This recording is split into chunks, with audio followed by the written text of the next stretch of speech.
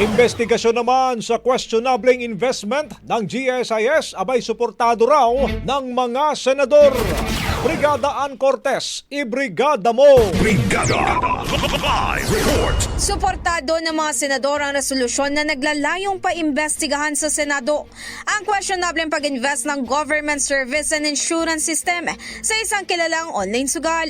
Ito ay matapos banggitin ni Senate Deputy Minority Leader Risa Hontiveros sa kanyang privilege speech na nag-invest ng 1 billion pesos ang GSIS sa isang online gambling platform na DG Plus.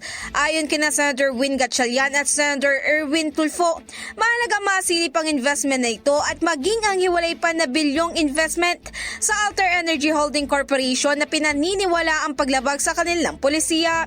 Samantala, hinimok ni Senator Joel Villanueva ang Civil Service Commission na maglabas ng kanyang malinaw at mahigpit na panuntunan laban sa online na pagsusugal ng mga opisyal at kawani ng pamahalaan.